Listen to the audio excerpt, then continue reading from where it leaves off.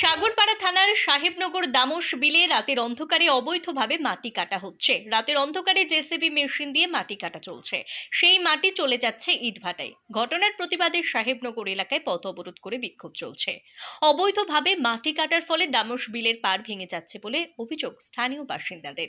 এভাবে মাটি কাটার ফলে বর্ষার সময় দামোশ বিলের পাড় ভেঙে যাওয়ার আশঙ্কা করছে সাধারণ মানুষ। চাষের জমি ভেঙে পড়বে বলেও জানান স্থানীয় বাসিন্দারা। দিনের পর দিন রাতের অন্ধকারে জেসিবি দিয়ে মাটি কাটা হয়। পুলিশ প্রশাসনের মদতেই মাটি কাটা চলছে বলে অভিযোগ করেন স্থানীয় বাসিন্দারা। পুলিশকে বললেও কোনো ব্যবস্থা নেওয়া হয় না। ফলে বাধ্য হয়ে শনিবার সকাল 10টা থেকে শেখপাড়া চলঙ্গি রাজ্য সড়ক অবরোধ করে বিক্ষোভ দেখানো হচ্ছে।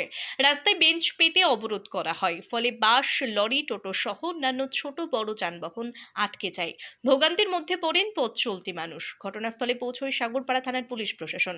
পুলিশ প্রশাসন অবরোধকারীদের বুঝিয়ে অবরোধ তোলার চেষ্টা করছে। তবে অবরোধকারীদের দাবি, বিডিও এবং বিএলআরও অফিসের লোক এসে দেখুক, তারপরে আমরা অবরোধ তুলব। অবিলম্বে অবৈধভাবে মাটি কাটা বন্ধ করতে হবে, না হলে বৃহত্তর আন্দোলন চলবে। আপনারা দেখছেন গ্রাম বাংলা নিউজ, সবার সাথে সবার পাশে।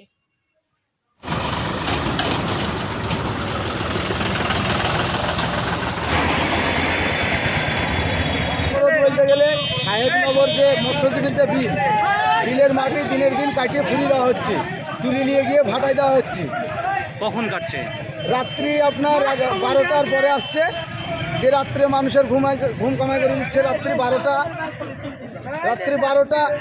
কোনো দিনও 12:30, কোনো দিনও 11টার সময় আসছে, এসে সরকারি বিলের মাটি নিয়ে গিয়ে বিক্রি করে দিচ্ছে। অবৈধভাবেই তো, অবশ্যই অবৈধভাবে কাটছে। কি দিয়ে কাটছে? জিসিবি দিয়ে পকলিং নামিয়ে, এবং পুলিশ সঙ্গে থাকছে। পুলিশকে বলতে গেলে পুলিশ বলছে যে বেশি কথা বললে পিঠের চামড়া তুলে দেবো। একদম একজন অফিসার হালিমবাবু নিজে বলছে চামড়া তুলে দেবো, নিয়ে গিয়ে এনডিপিএস তোকে দেবো, এনডিপিএস কেসে তোকে ঢুকিয়ে দেবো, চামড়া তুলে দেবো। হালিমবাবু নিজে দাঁড়িয়ে থেকে গাড়ি ছেড়ে দিয়েছে এবং ভিডিও আছে। হালিমবাবু নিজে বলছে চামড়া তুলে দেবো, এনডিপিএস দেবো। তোর কোন বাপ আছে? কোন বাপের কথায় লাচিস? তাহলে কি পুলিশের মদতে মাটি কাটা হচ্ছে? অবশ্যই পুলিশের মদতে। পুলিশ এসে নিজের সরজমিনে, ভিডিও আছে, পুলিশ এসে সরজমিনে নিজের ট্রাক্টর ফাক্টর যত আছে সব ছেড়ে দিয়েছে। সরজমিনে পুলিশ এসেছে এবং আমার কাছে ভিডিও আছে। আমাকে বলতে চাইছে যে তুই কথা বললে বিনা কৈফিয়তে তুই চায়ের দোকান করেছিস, তোকে তুলে নিয়ে গিয়ে এনডিপিএস দেবো ফেন্সিলি রেখে। তোর কোনো বাপ নেতা থাকলে পারলে বাঁচায় জানে। এখন কি চাইছেন আপনারা? আমরা চাইছি কেন অবৈধভাবে মাটি কাটবে? সরকারি মাটি কেন কাটবে? আপনার নাম? আমার নাম টিঙ্কু শেখ, বাড়ি সাহেবনগর রায়পাড়া। সরকারি পুকুর আছে, পুকুরের মাটিতে অবৈধভাবে মাইনুল বেঁচে দিছে। আচ্ছা, কোথা থেকে কাটছে? পুকুরের মাটি সরকারি এই যে আছে দামোশের এই মাটিতে বেঁচেছে। একজনে বুঝতে গেলে পুলিশও দাঁড়িয়ে থাকে, সেও কিছু বলে না। পুলিশ দাঁড়িয়ে থেকে বলে যে তোরা কথা বলিস নি, আমরা দেখে নেবো, যা তাহলে আমাদেরকে তাইয়ে যায়। রাত্রি হয় আর মাটি কাটে, প্রতিদিন রাত্রি হয় মাটি কাটে। মাটি কোথায় যায়? মাটিতে ভাটায় যায়, ভাটাতে নিয়ে যায় মাটিতে বেশি মাইনুল, আর আবুল বিশ্বাসের ভাটায় যায়। এই হচ্ছে ঘটনা। আর কালো গুন্ডা মাটিতে কাটে। আচ্ছা, এখন কি চাইছেন? এখন সমস্যা যে আমাদের পুকুরের মাটিটা যেন না কেটে বেচতে পারে, তার জন্য আমরা সবাই মিলে একটা বলছি। কতক্ষণ এই অপরাধ চলবে? যতক্ষণ আমাদের মাটির ফাঁচাটা না হবে,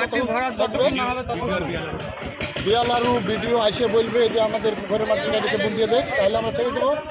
মাটিটা বুঝিয়ে দেয় আমাদের গর্তটা, আমাদের গর্ততে বাড়িঘরও ভেঙে যাবে তো, যেভাবে গর্ত করছে আমাদের বাড়িঘর আছে। সমস্যাটা কি হচ্ছে? পাড় ভেঙে যাবে? হ্যাঁ, পাড় ভেঙে যাবে, বাড়িঘর ভেঙে যাবে। আপনারা গর্ততে যে দেখেন যে কতটা মাটি কেটেছে আর আমাদের বাড়িঘরটা কতটা অসহায় হয়ে গেছে, সেখানটা নিজে দেখেন, চোখে দেখে বলেন যে আমাদের বাড়িঘরের কি অবস্থা হবে। মানে বিপজ্জনক ভাবে কাটছে আর অবৈধ মাটিটা কাটছে পুরো। বর্ষার সময় ক্ষতি হবে মনে করছে? বর্ষার সময় তো ক্ষতি হবেই, ভেঙে যাবে বাড়িটা যেন না ভেঙে যায়। তার জন্য আমরা সকলের কাছে অনুরোধ করছি যে মাটিটা যেন ডোয়ার থেকে না কাটা হয়। আপনার নাম? আমার নাম মহির শেখ, বাড়ি আমার এখানে। ধন্যবাদ।